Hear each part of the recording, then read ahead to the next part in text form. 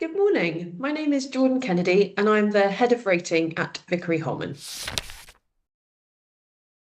So it was actually quite a long road to get to where I am today as a surveyor. If we go back a little way, I graduated from Royal Holloway, University of London in 2011 with a history degree.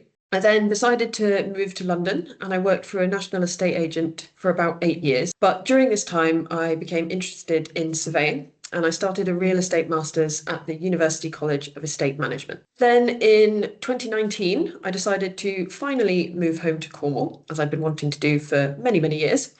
And luckily, Vickery Holman took a chance on me when I was halfway through my master's and supported me through my APC, which stands for the Assessment of Professional Competence. And after 2 years at Vickery Holman, I qualified as a Chartered Surveyor in 2020, and I've never looked back. So me and the rating team here at Vickery Holman can help business owners and property owners in various ways. We can review the rateable value of any commercial property and advise the occupier if the rateable value seems fair. If we discover that it's too high, we can then negotiate with the Valuation Office Agency, or VOA, on behalf of the occupier via the check challenge appeal process to have it reduced. This can be a very lengthy and quite a complicated process, but we have had many successes doing this over the years. We can also help to mitigate business rates during redevelopment works. This is done via an application to the VOA to have the rateable value reduced to a nominal figure or to delete the property altogether. And we can also assist with mitigation of business rates whilst properties are empty, either waiting to be let or to be sold or empty for whatever reason that might happen over the years. We also make applications to have new properties added to the rating list. So this can be when works are complete or if a brand new property has been built, and it's important that the details of the new property are given to the VOA accurately to ensure that the rating list is updated fairly and actually reflects the property that has been built. And finally, we can also work with owners of holiday lets to ensure that the holiday let remains on the business rates list when the necessary criteria have been met, as it can be quite costly if these properties revert to council tax accidentally if forms are not filled in on time or if the VOA are not aware of the situation with the property.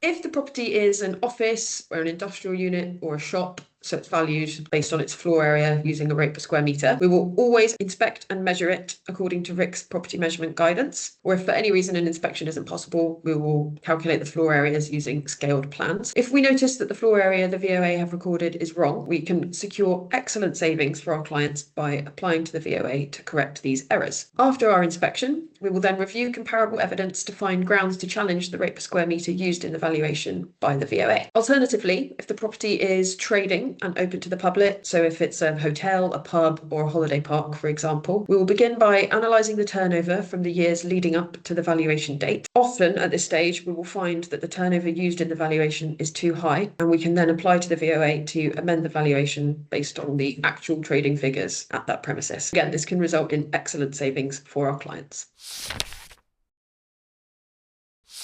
Yes, I would love to talk you through some notable successes that we've had. So a really great example is we acted on behalf of the owner of a pub, which had a rateable value of 65,800. When we looked into this, we found that the VOA had based their valuation on wildly inflated turnover figures. When we discovered this, we submitted a check to the VOA to confirm the property facts, which is an essential step in the process. We then submitted a detailed challenge document to the VOA, which evidenced the actual turnover achieved in the lead up to the valuation date. So that was the wet, dry, other and accommodation income of the pub. And we also included an analysis of many comparable premises in the area to support our argument. This resulted in a rateable value reduction to £12,000, which meant that the client qualified for 100% small business rates relief, and their refund was backdated to the start of the rating list, which meant they received a refund of just over £100,000, which was absolutely game-changing for their business. They were on the verge of closing when they instructed us, and gladly, they still remain open to this day. So that was a really, really excellent result and one that I'm really proud of. A separate job type, so over to mitigation, which I mentioned slightly earlier. We acted for a client who was refurbishing and reconfiguring a sizable office building in Cornwall. We applied to the Valuation Office on their behalf with extensive supporting evidence to have the property removed from the rating list for the duration of the works. This was successful and resulted in a business rates refund of £80,000 for that client during the programme of works. I would advise all owners and occupiers of commercial properties that business rates are not just a given cost, and that rateable values absolutely can and should probably be reviewed, and often really good savings are possible. It's worth noting that there is a national revaluation every 3 years when business rates can either go up or go down. The next revaluation is quite soon. It's going to be on the 1st of April 2026.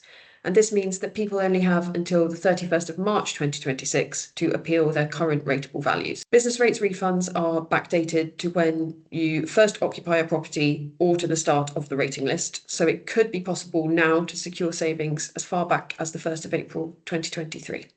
So this is something that could definitely be worth considering for many.